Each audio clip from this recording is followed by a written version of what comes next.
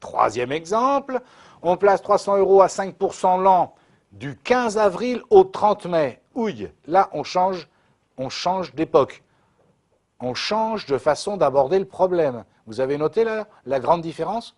Dans les deux premiers exemples, je vous disais, c'était 8 mois, point, sans donner de date super précise. Là, je dis, on place 300 € pardon, à 5% l'an du 15 avril au 30 mai. Donc cette fois-ci, c'est précis, on est d'accord. Alors, attention, dans ce cas-là, la durée correspond, écoutez bien s'il vous plaît, par convention, au nombre de jours qui séparent la date du placement de la date du retrait en négligeant l'une des deux dates. C'est-à-dire qu'on ne tient pas compte soit du premier, soit du dernier jour. Et les mois sont retenus pour leur nombre de jours exact. Est-ce que vous comprenez? Pour calculer les intérêts, quand on vous donne, vous allez le voir avec l'exemple, hein, quand on va vous le donner avec des dates précises, du temps au temps, vous comptez le nombre de jours entre les deux dates, vous me suivez? Les mois sont comptés pour leur vrai nombre de jours, donc 30 ou 31 et 28 pour février, sauf si on vous précise que c'est une année bissextile, dans ce cas-là il y en aura 29. Ça y est, c'est clair pour tout le monde? Ok? Donc, et on ne tient pas compte de l'une des deux dates, soit le premier jour de placement, soit le dernier. D'accord? Et donc on va l'appliquer ici. Donc je répète, hein, l'exemple c'était quoi? On place 300 € à 5% l'an du 15 avril au 30 mai. Donc calcul de la durée. Vous voyez, moi je vous le démontre en avril. En avril, je vais dire comme ça, moi par convention, je ne compte pas le premier jour. Donc je dis la durée, il faut d'abord calculer la durée. Je dis du 15 exclu jusqu'au 30 inclus, puisqu'au mois d'avril, janvier, février, mars, avril, il n'y a que 30 jours.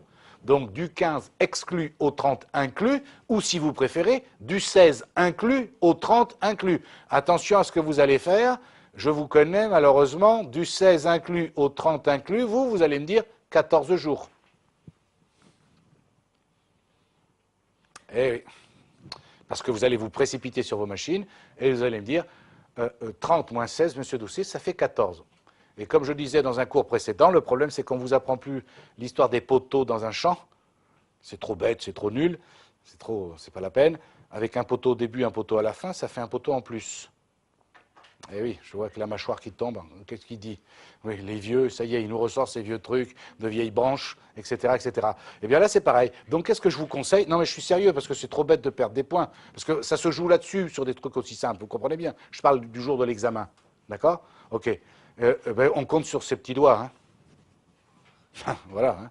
Et comment je dis, les petits doigts boudinés, on est bien d'accord. Et donc, il n'y a pas de problème, vous comptez sur vos doigts, et comme ça, vous ne risquez pas de vous embêter. Et si vous comptez du 16 inclus au 30 inclus, vous verrez que ça fait bien 15 et pas 14. D'accord?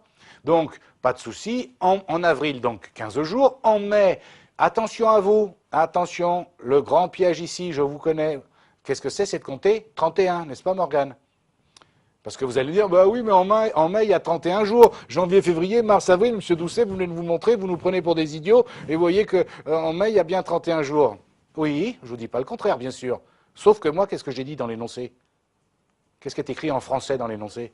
Ah, ça y est, le piège? Oh, mais il est méchant, il fait exprès pour nous avoir. Oui, mais ça, je n'ai pas besoin d'aller chercher bien loin, d'accord? OK? Parce que je vous ai dit le 30 mai, je n'ai pas écrit que c'était jusqu'au 31 mai.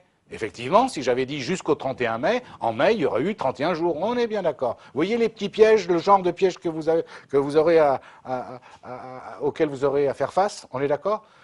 Voilà, donc durée totale du placement, 15 plus 30, ça fait donc 45 jours. Eh bien, la première solution dans ce cas-là, on compte l'année sur 360 jours, regardez bien, l'intérêt que vous allez percevoir, c'est 300 fois 0,05, puisque c'est 5% l'an, d'accord, multiplié par 45 sur 360, ça fait 1,88, donc dans ce cas-là, la valeur acquise, c'est 301,88, est-ce qu'on est d'accord? Mais regardez, si maintenant on compte l'année sur 365 jours, d'accord?